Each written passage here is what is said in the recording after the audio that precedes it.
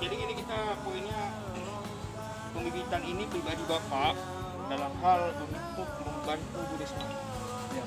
Kampung Kelor yang desa ini sudah dalam posisi sedang berkembang ya. Ya.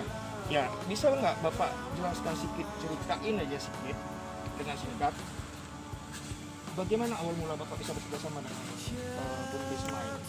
Ya. Jadi ketika saya memiliki ilmu tentang Kelor ini sejak 2015, ketika di tahun 2019 saya itu bersilaturahmi dengan Pak Camat, dan Pak Camat menerima inovasi saya untuk mengembangkan Kelor ini di Kecamatan Muara II. Oleh karenanya sejak tahun 2019 saya sudah mulai melakukan pembibitan, membuat produk, tetapi tidak atas nama BUMDesma, tetapi masih atas nama usaha pribadi saya. Nah, ketika pertengahan 2020 baru saya diakuisisi. Diakuisisi dengan arti dari mulai pembibitan, budidaya, proses produksi sampai pemasaran itu diserahkan kepada saya. Jadi singkat dulu sedikit, nanti Bapak banyak Ya. lagi mau disampaikan Ya. lagi, nanti sambil jalan kita sampaikan sana lagi Pak. Ya, Baik Pak ya, kita kan banyak lagi nih mengunjungi ya Pak. ada 3 tempat. Ada 3 tempat. Oke pemirsa, ini pembibitan dari Bapak Maimun ya. Bapak Maimun ini ambil pegawai, mantan pegawai ex Bank Indonesia beliau ya. Sudah. Ini yang segar pemirsa ya.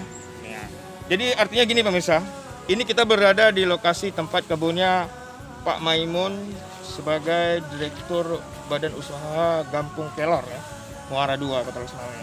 Jadi direktur khusus di bidang ini ya, unit usaha ini ya. Ketua unit Ketua unit Kampung Kelor Muara II. Nanti kita sama lagi pemirsa. Cut dulu sampai sini. Sampai jumpa. Bye. Jadi ini adalah lokasi kebun pembudidayaan, kebun percontohan budidaya tanaman kelor. kebun percontohan budidaya tanaman kelor. Ya. Yang menjadi proyek dulu ya sementara ya. Betul. Dengan luas area 1.500 untuk uji coba ya gitu ya. Ya.